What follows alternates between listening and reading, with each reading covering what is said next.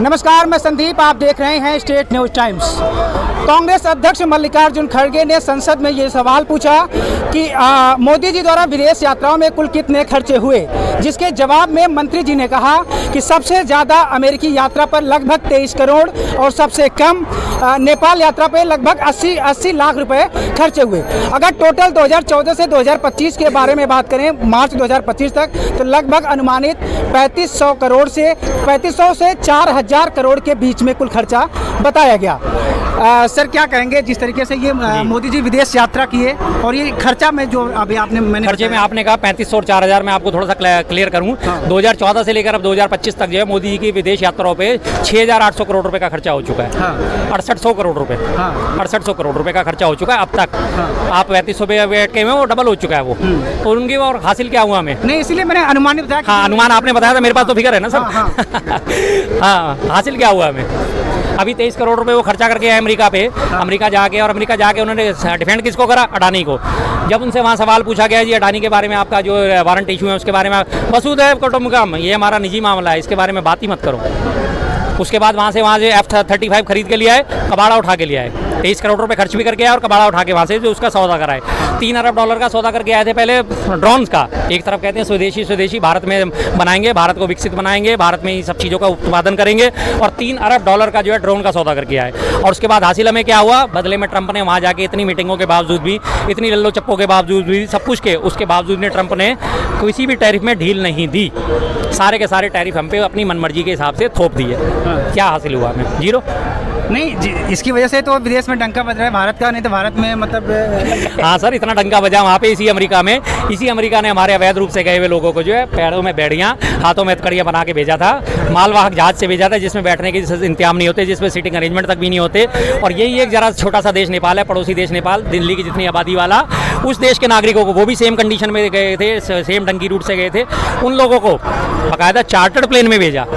दोपहर का नाश्ता भी दिया, आने का डिनर भी दिया उन्हें, रास्ते में उन्हें पानी पीने की, शौचालय जाने की भी अनुमति थी। ना किसी के पैरों में बेड़ियाँ थी, ना किसी के हाथों में हथकड़ियाँ थी। कितने बड़े विश्वगुरु हैं ना हमारे मोदी जी, कितने बड़े विश्वगुरु हैं साहब। डंका बज रही। अच्छा, मोदी जी 2022 से 2024 के बीच में लगभग 38 देशों की यात्राएं किया था। जी। तो आपको क्या लगता है कि 2 साल के अंतराल में 38 देशों की यात्राएं करना, तो क्या भारत को कुछ मिला? जीरो, झुंझुना। और क्या मिलना था? 2024 में मोदी जी को लग रहा था कि मेरी सत्ता जाने वाली है, उन्हें एहसास होना शुरू हो गया था। और अगर उनकी सत्ता चली जाती तो आज उन्हीं 38 देशों में से किसी देश में मोदी जी शरण लिए बैठे होते। इसलिए वो लगातार देशों का दौरा कर रहे थे। जैसे मुझे मकान बदलना होता है ना, तो मैं 4 जगह जाके ढूंढता हूँ, यार मकान कौन सा अच्छा रहेगा, कौन सा अच्छा रहेगा, कौन सा अच्छा रहेगा। उन्हें पता था कि अगर मैं सत्ता से बाहर हुआ तो मेरे ऊपर इतने मुकदमे चलेंगे, इतने भ्रष्टाचार के मुकदमे चलेंगे, झेलते मेरी जिंदगी बीत जाएगी। तो इसलिए उन्होंने निर्वाचन के लिए उन्होंने पहले क्या रखा था, हमारा क्या है, फकीर आदमी, झोला उठा के चल देंगे। तो झोला उनका पैक ही था 24 में। आपने आखिरी में देखा होगा 8 चरणों में चुनाव होते जब आखिरी के चरण थे, मोदी जी की भाषा कितनी डामाडोल हो गई थी। विपक्ष बैठ के मुजरा कराएगा, विपक्ष बैठ के मंगलसूत्र छीन लेगा, विपक्ष बैठ के वो करेगा, मंगलसूत्र छीन लेगा, कांग्रेस तुम्हारे मंगलसूत्र छीन लेगी। किस तरह की उनकी भाषा की हो गई थी शब्दावली। आखिरी के टाइम में उन्होंने तो 20-25 सीटों की जो है थोड़ी सी राहत मिल गई, जिसकी वजह से सरकार बनाने में सफल हो गए। और आज हमारे देश के सबसे बड़े 2 विलेन N1 और N2 जो उन्हें सपोर्ट दिए बैठे हैं, आज वो उनकी वजह से सरकार के मजे ले रहे हैं। वरना इन्हीं 38 देशों में से किसी ना किसी देश में मोदी जी का झोला पैक हुआ आपको मिलता। लेकिन ये आप भी मानते होंगे ना कि ग्लोबल लीडर की लिस्ट में मोदी जी नंबर 1 पे आते हैं? बिल्कुल नहीं मानता मैं। आप ये लिस्ट ढूंढ के लाते हो, मैं बताता हूँ आप ये सारे लोग कहाँ से ढूंढ के लाते हो। एक मॉर्निंग कंसल्ट नाम की संस्था है, अमेरिका की संस्था है। वो मॉर्निंग कंसल्ट संस्था जो है वो करीब 5000 लोगों पे एक सर्वे करती है, जो बताया जाता है उसकी वेबसाइट के हिसाब से। हर 3 महीने में वो एक 5000 लोगों पे सर्वे करती है कि विश्व में सबसे बड़े नेता कौन, सबसे ज्यादा प्रसिद्धि कौन। उन 5000 लोगों में से करीब जो है मुश्किल से 2,500 या 3,000, 2700, 2,500, 3,000 लोग जो है मोदी जी के फेवर में जो है वोटिंग कर देते हैं। और उसके बाद वो संस्था अपने जो है रिजल्ट प्रकाशित कर देती है। वर्ल्ड रैंकिंग में मोदी जी नंबर 1। 800 करोड़ से ऊपर की पूरे विश्व की आबादी, उसमें से 5000 लोगों के ओपिनियन लिए जा रहे हैं। उस 5000 लोगों में से 3000 लोगों का ओपिनियन सामने रख के जो है 3000 या 3500 लोगों का ओपिनियन सामने रख के और मोदी जी को विश्वगुरु घोषित कर दिया जाता है। क्या ये पॉसिबिलिटी है? सोर्स कैसे? मैं कह रहा हूँ स्टैट्स का सोर्स तो दिखा दो। किसका? जो आप स्टैट्स बोल रहे हो उसका सोर्स दिखा दो। अच्छा, क्या आप मान जाओगे? कौन सा सोर्स कर रहे हैं? इधर नहीं, जो स्टैट बोल रही हूँ, क्योंकि मैंने आपको सेम आपकी रील देखी थी, आप शायद महाकुंभ को क्रिटिसाइज कर रहे हाँ, हाँ। थे इंस्टाग्राम पे, तो मैं ये शायद कैमरे के आगे बोल सकता हूँ, आप स्पेशल बोलिए। ये बोलने के लिए ही आते हो उधर। हाँ बिल्कुल आता हूँ। हाँ, हाँ बिल्कुल आता हूँ। तो बात पे बिलीव नहीं कर सकते ना। ये कौन से सोर्स के बारे में पूछ रहे हैं आप? नहीं, जो 5000 3000 बता रहे हैं कि जिन लोगों की पब्लिक की रेटिंग के हिसाब से हुआ है। किस पे यकीन करोगे? आजकल तो आप तो क्या कहते हैं इनको, जेंडू पीढ़ी कहते हो आप लोगों को? जैन जी। अच्छा, जैन जी पीढ़ी हो तो इस पे यकीन करते को ढंग से बोलना नहीं आता ना, मतलब जेंडू गेंडू कुछ भी बोल देते आप। नहीं कुछ भी बोल दो, मुझे नहीं पता ना भाई, मैं तो पुराना हूँ, मुझे तो आप लोग, हमें तो बूमर कहते हो ना आप लोग। नहीं, हम बोलते नहीं है, आपने नहीं बोला है आपकी सारी जेंडू। जनरेशन हम जैसे लोगों को बूमर कहती है ना। नहीं, हमारे मैं पापा आपसे भी हमारी पढ़ी लिखी आपकी जनरेशन- एज की है, तो मैं तो नहीं बोलूँगा ना। चलो जी, चलो गूगल बाबा बताओ। एक मिनट। मॉर्निंग अच्छा सर, आप क्या नाम है आपका? मानव गुप्ता। क्या करते हैं सर आप? मैं चार्टर्ड अकाउंटेंट हूँ, मतलब फाइनलिस्ट हूँ, सी फाइनलिस्ट। अच्छा, आप ये जो मोदी जी की अभी आज सवाल पूछा गया था संसद में कि मोदी जी की विदेश यात्राओं के खर्चा के बारे में, तो उन्होंने बताया कि 22 करोड़ खर्चा हुआ था अमेरिका में। अमेरिका की यात्रा के दौरान उन्होंने 22 करोड़ खर्चा किया था। तो आपको क्या लगता है कि इससे देश को कुछ बेनिफिट हुआ? नहीं, अगर मैं सेंट्रिक पॉइंट ऑफ व्यू से देखूँ तो मैं मानता हूँ मोदी जी विदेश यात्रा में बहुत खर्चा करते हैं, अलग अलग विजिट प्लान करके। बट एक तरफ ये भी देखो ना, अगर वो विदेश यात्रा करते हैं, अगर किसी को ज़्यादा ही पैसे खर्च करने होते हैं, पूरा घूमने का ही पर्पस होता, तो मोदी जी जाते यूएस हफ्ते के लिए। आम बंदा जाता है तो 15 दिन के लिए, 20 दिन के लिए ऐसे जाता है यूएस। मोदी जी 1-1.5 दिन में ही वापसी आ जाते हैं। काम ही हो रहे हैं ना देश के लिए। नहीं, वो तो ठीक है, लेकिन मोदी जी प्रधानमंत्री हैं, वो छुट्टियां मनाने थोड़ी जाएंगे। एक हफ्ते के लिए जाएंगे तो एक ही दिन उनके लिए जाएंगे वो तो। अब इतने आप भी समझदार हो गए कि एक दिन के लिए कोई बंदा घूमने के लिए तो जाएगा नहीं, अगर 22 करोड़ रुपए खर्च हुए। नहीं, वो तो प्रधानमंत्री हैं, तो वैसे भी घूमने के लिए तो नहीं जाएंगे, ये तो मान रहा हूँ। लेकिन मैं ये कह रहा हूँ कि इससे कुछ फायदा आपको लग रहा है? फायदा आपके हिसाब से फायदा ही होगा ना, स्टिल बेटर देन कि जो स्पेशल बिजनेस क्लास फ्लाइट के मंगवा के अपने लिए सिगरेट मंगवाता था फॉरेन से, तो उनसे तो बेटर ही होगा ना। सिगरेट कौन मंगवाता था आपके हिसाब से? पंडित जी जवाहरलाल नेहरू।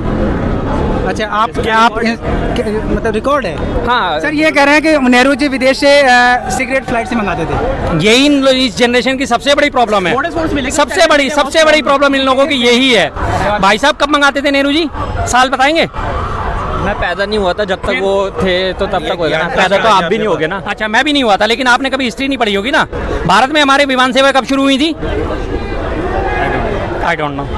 भारत में नहीं, मैंने बोला हाँ, भारत में नहीं शुरू हुई थी। भारत के बाहर भी कब शुरू हुई थी? वैश्विक स्तर पे, वर्ल्ड पे कब हुई विमान सेवाएं शुरू? नहीं पता ना। अच्छा ठीक है, आप इनसे सोर्स मांग रहे हैं, तो ये भी तो सोर्स मांग सकते हैं ना कि ये जो आप बता रहे हैं कि वो विदेश से सिगरेट मंगाया जाता था, तो कहीं तो आप भी पढ़े होंगे ना सर? व्हाट्सएप पे ढूंढेंगे ना क्या? नहीं, ये नहीं, व्हाट्सएप नहीं, तो व्हाट्सएप नहीं, सुना, मैं अंकल वाले ग्रुप में थोड़ी होता जो मेरे व्हाट्सएप पे आ रहे न्यूज़। हाँ ठीक है, ये मतलब थोड़े से पढ़े लिखे आगे मतलब देखो, बता रहे हैं। व्हाट्सएप खोला नहीं खोला? अंकल वाले ग्रुप ये पे खोला आते है, हैं। व्हाट्सएप नहीं खोला? एक सेकंड, पॉलिटिकल ग्रुप से, पॉलिटिकल एफिलिएशन से, कॉलेज की उस पे ही आएगा। अच्छा अच्छा जी, देखिए आप व्हाट्सएप खोला नहीं भाई, तो अपने व्हाट्सएप पे देखेंगे आप। व्हाट्सएप ग्रुप वो नहीं आ रहे कि एडमिन भेजे जा रहे हैं, पॉलिटिकल एफिलिएशन से। नहीं, ठीक है, हम अखिल भारतीय विद्यार्थी परिषद दिखा दूं। अब आप उसमें नहीं मानोगे कि आरएसएस का विंग है, उसमें क्रिटिसाइज करोगे तो दिखा रहे हैं ना आपको। मुर्दा जी, ये हमारे जो वहाँ से अच्छा, ये कह रहे हैं कि नेहरू जी विदेश से सिगरेट फ्लाइट से मंगाते थे। अब नेहरू जी क्या मंगाते थे? अब ये देखो ना कि मोदी जी क्या कर रहे हैं हमारे। नेहरू जी तो गए भी 40-50 साल हो गए। इतना अरे डंका- कहाँ, अब आप 350 साल पुरानी बात लेके बैठ जाते हो कि वो मोदी जी भी तो कुछ कर रहे हैं ना। हाँ, 2007 मोदी जी कर रहे हैं। 2007 मोदी जी बहुत कुछ करना चाहते हैं, बस समस्या ये है कि नेहरू जी और इंदिरा गांधी, तो मैं दालगढ़ पे अरे। जंजीरें बन के भिजवा रहा है मोदी मोदी जी जी बहुत अच्छा करना चाहते हैं, पर नेहरू जी और इंदिरा गांधी नहीं करने दे रहे। मोदी जी, एक मिनट भाई साहब, मैंने बोला एक मिनट यार, Bhopal from Indore flown to Bhopal from Indore. वही बता रहा था मैं मोदी। अच्छा। मैं मोदी भक्त हो गया ना। मतलब ये कह रहे हैं कि आप विदेश से नहीं मंगाते थे। हाँ, वो अपने आप को करेक्ट करना चाहता हूँ, ये भोपाल फ्रॉम इंदौर लिखा है, लेकिन आइए तुम क्या सोचते हो भाई साहब? नेहरू जी सिगरेट मंगाते थे, उनके पास पैसा था, नेहरू जी घूमते थे। तुम क्या चाहते हो कि मोदी जी भी ऐसा करे? भाई साहब, भाई ये बात, हेलो, ये लो, एक आ गए, आ गए, मिनट, एक मिनट, हाँ, जो पढ़ लो सर। कितने लोगों का डाटा है? 800 करोड़ लोगों में से कितने लोगों का डाटा उसने लिया? कितने लोगों से कंसल्ट करा? पढ़ लीजिए। वही वाला ग्रॉक है ना, वो 3 दिन पहले से अच्छा। क्रिटिसाइज करता है। ग्रॉक के खुद के डेटा करेक्ट नहीं है। अब ये ग्रॉक भी डाटा करप्ट हो गया भाई साहब। अब ये ग्रॉक को भी, अब ये मानेंगे किसको? जो सिर्फ मोदी जी के फेवर में बोलेगा उसको मानेंगे। अच्छा, हाँ शर्मा जी, हाँ, ये गलती है ना। अच्छा, एक मिनट, हाँ। फर्क नहीं पड़ता ना, डिग्री वाले कौन से 500 से 5000 तक का लोगों का डाटा इकट्ठा करा जाता है, जिसमें कंसल्ट करा जाता है। आज तक कभी आपसे पूछा वर्ल्ड रैंकिंग के बारे में? आपसे कभी पूछा मोदी जी की वर्ल्ड रैंकिंग के बारे में? नहीं पूछा होगा ना। किसी के पास, कोई जान पहचान वाले के पास किसी का कभी फोन आया मॉर्निंग कंसल्ट का? नहीं आया होगा ना। फिर कैसे आप कैसे बात करोगे? एआई का जो है जमाना है, एलन मस्क को तो आप मान लेते हो, लेकिन एलन मस्क के ग्रोक को आप जो है ग्रोक क्यों नहीं मानते आप? क्योंकि वो आपके गलत है जो है चीजें, जो फैली हुई चीजें उनको सही करके बता रहा है।